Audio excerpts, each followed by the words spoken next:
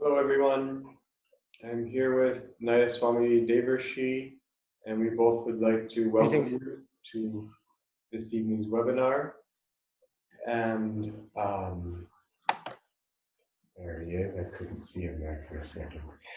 And so as you know, this is the webinar on affirmations for self-healing. And we, every week, do an affirmation from Swamiji's book, Affirmations for Self-Healing. This week is concentration, and so without further ado, I will read the reading from the book and we'll do the affirmation together. Concentration is the secret of success in every undertaking. Without concentration, thoughts, energy, inspiration, purpose, all one's inner forces become scattered. Concentration is the calm focus of one's full attention on the purpose at hand. Concentration means more than mental effort. It means channeling your heart's feeling, your faith, and your deep aspirations into whatever you are doing. In that way, difficult things in life can become rich with meaning. Concentration should not involve mental strain. When you really want something, it is difficult not to think about it. Concentrate with interest on whatever you do, and you will find yourself absorbed in it. So the affirmation, first say this out loud. Whatever I do in life, I give it my full attention.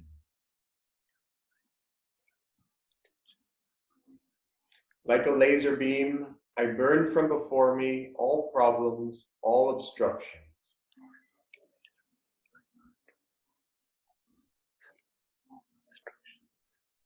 Now, in a normal voice, whatever I do in life, I give it my full attention.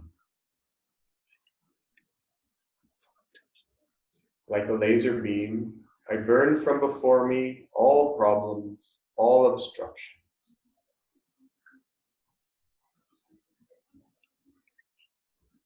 Now in a whisper, whatever I do in life, I give it my full attention. Like a laser beam, I burn from before me all problems, all obstructions. And now mentally, whatever I do in life, I give it my full attention. Like a laser beam, I burn from before me all problems, all obstructions. And one more time mentally, taking it deep into the superconscious mind. Whatever I do in life, I give it my full attention. Like a laser beam, I burn from before me all problems, all obstructions.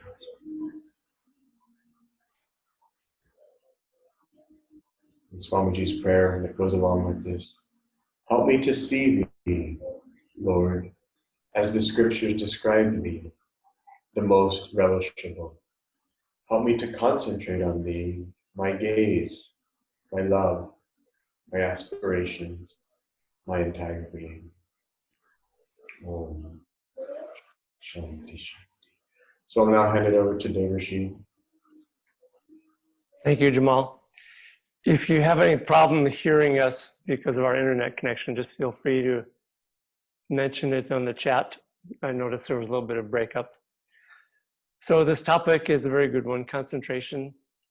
We think of concentration more of just this willpower and energy, which it is also that. Concentration requires willpower, it requires focus, it requires calmness also, and it requires a raising of the energy upwards to the spiritual eye, even if you're just not meditating but focusing on something else. But it's also very interesting the way Swamiji talks about concentration. We think of concentration as this sort of cold, impersonal kind of thing, but he talks about it more in a higher sense of bringing our heart's feelings, our faith, and our deep aspiration into what we're doing. And that means trying to enjoy what it is that we are doing. You'll find that if you really enjoy something, you don't have to think so much about concentrating because you're just absorbed in it. And this is a good way to look at a higher level of concentration is absorption. In Patanjali's Yoga Sutras, the eight-limbed path, these last phases of it go from interiorization, withdrawing the life force, to concentration, to absorption. And so absorption is sort of the next step of concentration, but it also lifts our concentration up by doing something with enjoyment. And I love the prayer that Swamiji gives at the end. He says, "Help me to see thee, Lord, as the scriptures describe thee, the most relishable." And think about it. If you really enjoy rasagula, this relishable dessert, when you sit down to have rasagula, you're not thinking, I'm going to have rasagula and I really need to focus on this. I really need to concentrate on eating this rasagula so I can just really get the most from it. You don't have to think about that because you enjoy it so much. It's the most relishable that when you start eating it, you're absorbed, you're concentrated. And so when it comes, especially to meditation, this is what Swamiji is saying, that if we can find a way of involving our heart's feelings in meditation, devotion, of course, but just a simple act of seeing God as the most relishable, relating to the Lord as that which is very sweet and very attractive, then we want to focus and we want to concentrate. The concentration of the mind really is blocked more by emotional feeling restlessness, even though it seems like it's mental restlessness, but it really is based on feeling itself, because as Yoganandaji would put it, reason follows feeling. And so when we're restless and distracted and unfocused, it's because somewhere in our heart, there's some agitated, restless feeling that's pulling our awareness in different directions.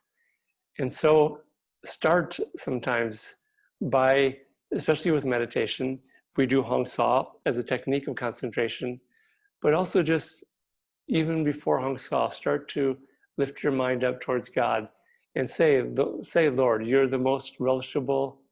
I'm going to practice this technique of concentration so I can absorb myself even more deeply in you. And so this is one aspect of concentration that's just very, very important for meditation. Now, what about when we have tasks that we need to do? Because sometimes there's tasks that we have to do, we have to concentrate on them, and we don't really want to do them.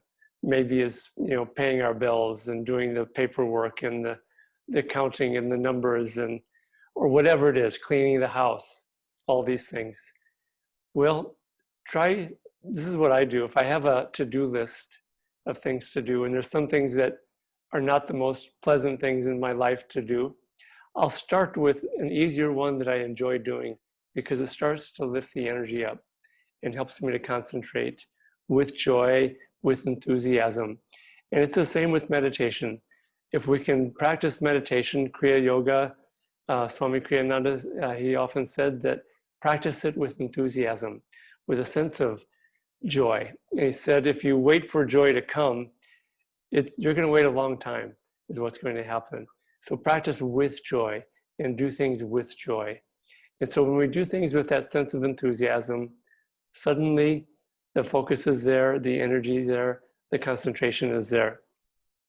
I'll share a story I've shared before, but in a different context. But it's a good story about how to find a way to enjoy everything that we have to do in life. And this has to do many years ago when I was married. My wife was alive at that time.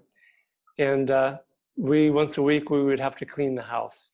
And I had certain chores, the responsibilities. In America, the husband and the wife clean the house. We don't hire maids to do it. And the husband has his share of the work also. And so it's an equally shared thing.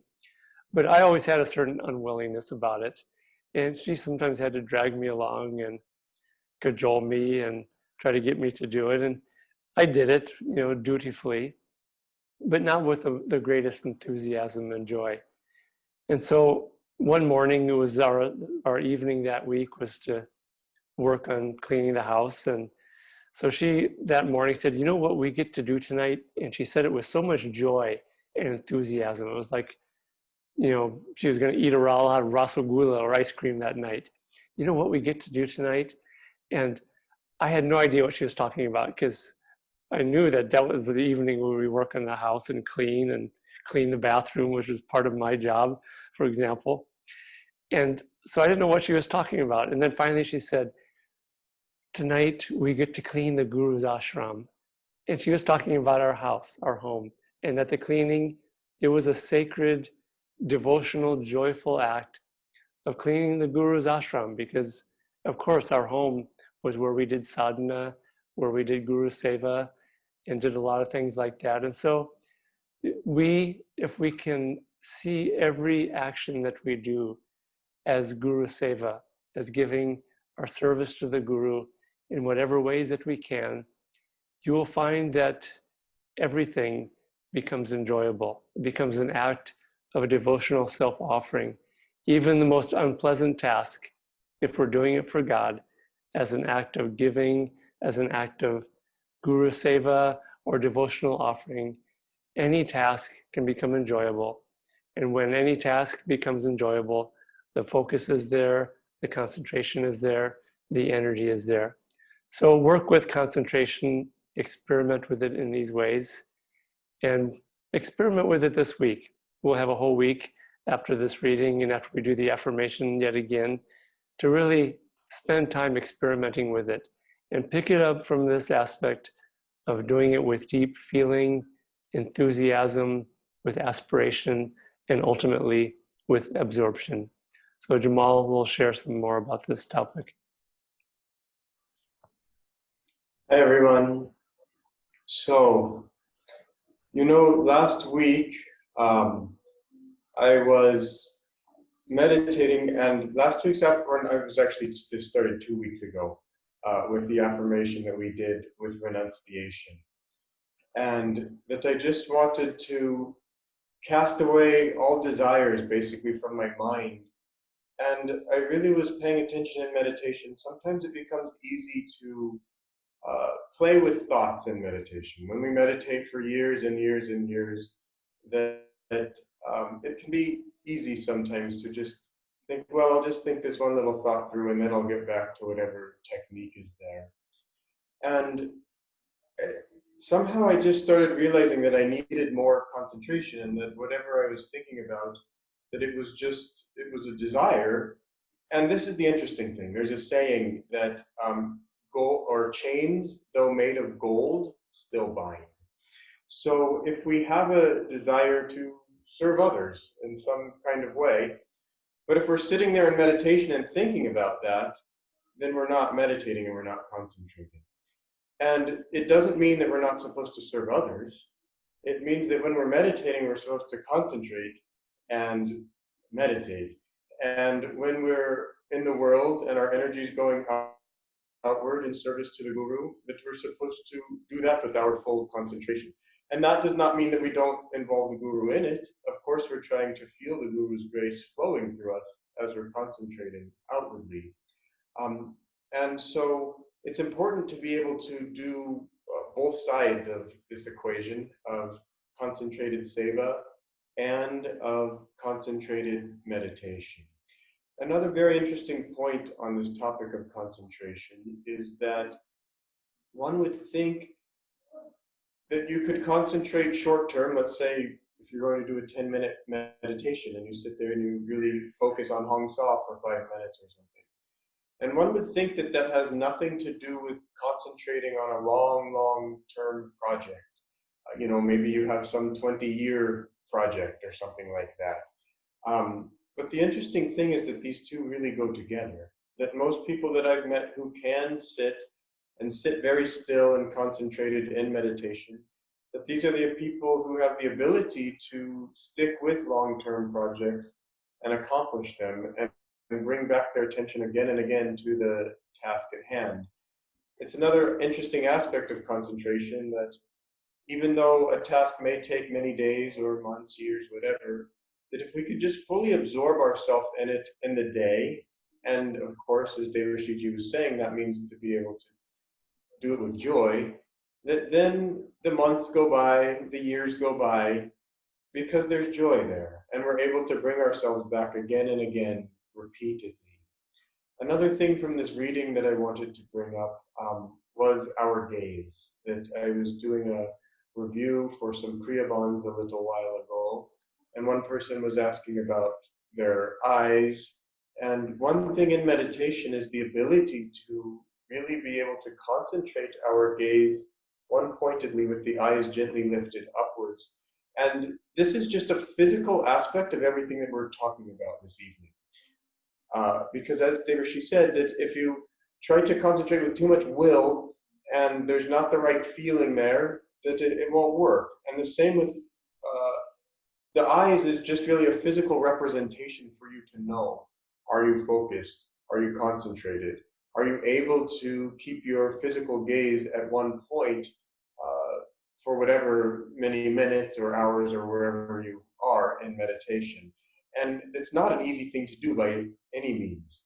If you really start to get into it, you'll realize that most of us have very fidgety eyeballs and that they're moving all over the place, and that it's difficult to get them under control. But we also realize that if we can just learn to concentrate with calmness and relax into it, then it becomes easy.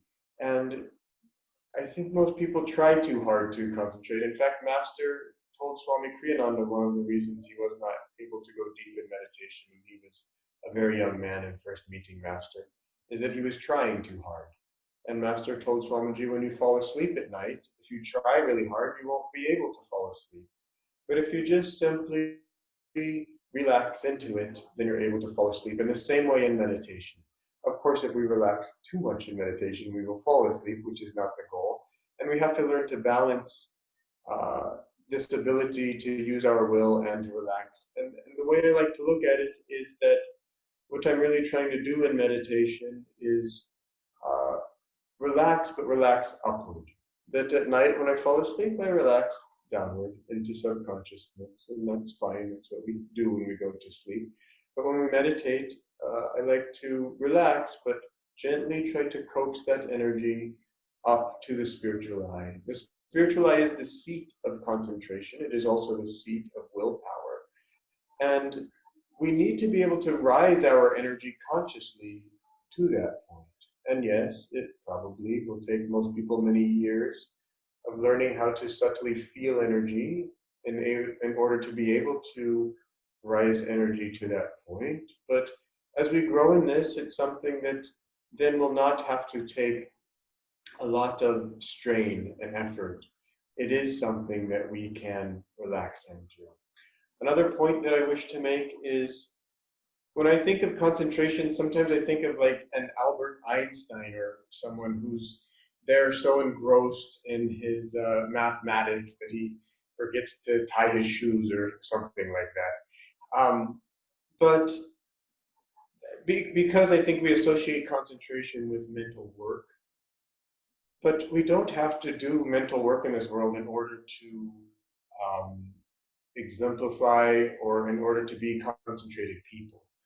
For example, if there's a very good ballerina or someone who's very good at cricket or anything, even if we're really in the kitchen trying to make the perfect meal for our loved ones, that these things too, they take concentration, and they might not be wholly or only mental work, that we may be using our bodies, but still we can learn to use our bodies in concentrated ways. You know, one of my favorite books is The Time Tunnel, written by Swami Kriyananda. And in there, Swamiji goes to some higher time, some higher yuga. And the man in that yuga says, oh, we sense such things. We never get hurt. The people in my time zone, we never hurt ourselves. And that was such a fascinating thing. I can just bump my shins or stub my toe on all kinds of different things in this world. But very often when I do that, my mind comes back to that reading in the time tunnel, and I think, am I concentrated right now on what I'm doing? Or is my mind over here and my body's over here, and that I just kind of don't know where I am? And that you know, in seeing Swami Kriyananda, that whatever he was doing, if it was eating food or talking to someone or walking around the house or whatever, he was fully there in that moment. Um, and that's what he was doing, that he was not distracted by any means. And I think that's what we're all striving to do, is learn how to get to that point. And here's another thing, is if we get to these states that the great ones have showed us, life is going to become more enjoyable. Because it might sound like, oh, but now if I'm so focused as I'm walking down the stairs and washing the dishes and whatever, turning on the tap in my shower, that I'm just not going to be enjoying life anymore, because that's not how I'm used to living it, and I'll be so focused with will here. But it's not true. What ends up happening is that an awareness comes that actually you're not really the one doing these things whatsoever, that there's a force much greater than you that's flowing through you, and that it's not really important whether you're doing the dishes right now or whether you're cleaning the windows. What's important is, are you doing it with God? And in order to have that consciousness, that we have to concentrate, and we have to concentrate on the fact that God is cleaning the windows through us, or washing the dishes, or doing whatever it is that we're doing. And really, all of the different things that we do in life, it's a school, it's a training ground for us to learn how to focus all of our energies on that one fact, really, that God is the sole doer, and that God is the one doing absolutely everything through us. And when we have that, coming back to points that Devarshi ji was making, then it doesn't matter what we're doing, because we're doing it with God. And so we won't be living so much in a state of likes and dislikes, that we can simply do whatever God asks of us and do it with joy, and just know that it's our karma, but this isn't who we really are. That we're not our karma, that we're not these physical bodies. In fact, we're not even the energy that animates these bodies, that we're something so much more. But we've just forgotten it, because we've become so wrapped up in this show, and it's quite a show. It's quite entertaining. It's quite fascinating. But really, I think we all just want to be able at will to rise above this show and come into it at will. I'll close with this one fascinating thing. Master said that in the original plan, that man would meditate all night, that he wouldn't sleep, that he would just meditate. And then during the day, he would serve God, and that there was no need for sleep. And it's such an interesting statement to just meditate on. I'm not even going to explain it. I'll let you just think about it when this webinar is over. So I'll hand it back over to Devarshi.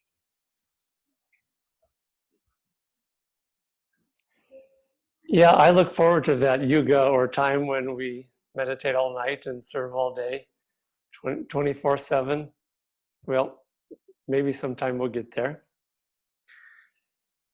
I will now read through the reading again, and we'll do the affirmation a number of times through. So let's listen to Swamiji's words on concentration. Concentration is the secret of success in every undertaking. Without concentration, thoughts, energy, inspiration, purpose, all one's inner forces become scattered. Concentration is the calm focus of one's full attention on the purpose at hand. Concentration means more than mental effort. It means channeling your heart's feelings, your faith, and your deep aspirations into whatever you are doing. In that way, even the little things in life can become rich with meaning. Concentration should not involve mental strain. When you really want something, it is difficult not to think about it. Concentrate with interest on whatever you do, and you will find yourself absorbed in it. So now we will do the affirmation, and we'll do it several times through, loudly at first to grab our attention, quietly to absorb the meaning, in a whisper to carry them down into the subconscious, silently to absorb them even more deeply, and then finally silently again with rising aspiration, offering it up here at the Christ Center. So repeat after me, first loudly. Whatever I do in life, I give it my full attention. Like a laser beam, I burn from before me all problems, all obstructions.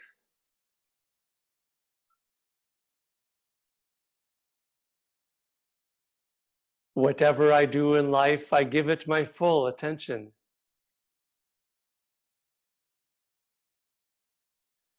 Like a laser beam, I burn from before me all problems, all obstructions.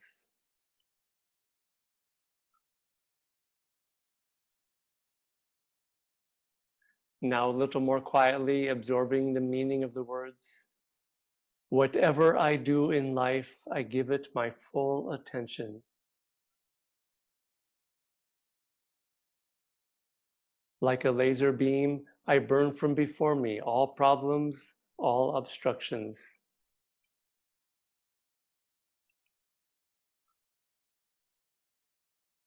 Whatever I do in life, I give it my full attention. Like a laser beam, I burn from before me all problems, all obstructions.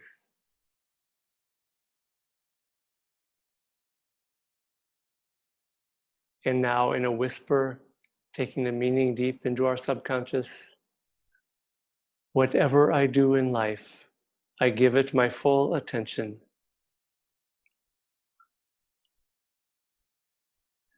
Like a laser beam, I burn from before me all problems, all obstructions.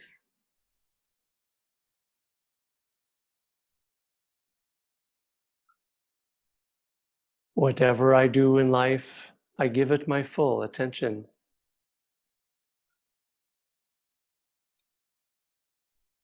Like a laser beam, I burn from before me all problems, all obstructions.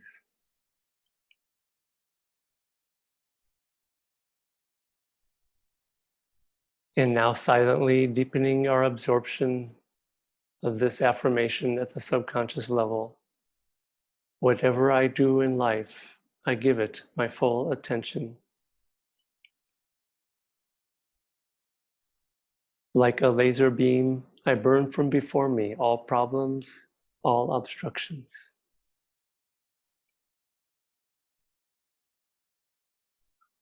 Whatever I do in life, I give it my full attention.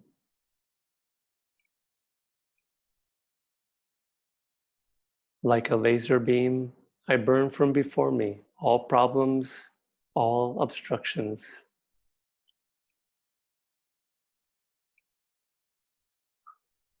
Now again silently, but with rising aspiration, repeating it at the point between the eyebrows mentally. Whatever I do in life, I give it my full attention.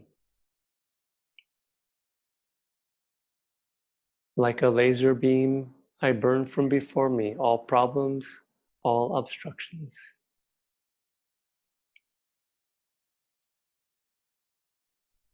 Whatever I do in life, I give it my full attention.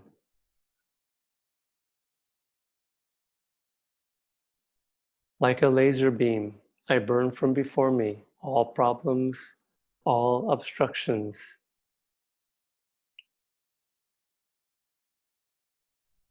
And one last time, offering it up to the point between the eyebrows again. Whatever I do in life, I give it my full attention.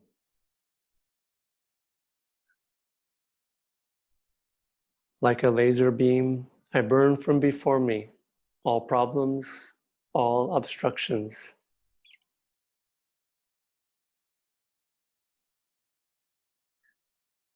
And now finally just mentally follow this prayer of Swamiji's. Help me to see thee, Lord, as the scriptures describe thee, the most relishable. Help me to concentrate on thee, my gaze, my love, my aspirations, my entire being. Om Shanti Shanti Shanti.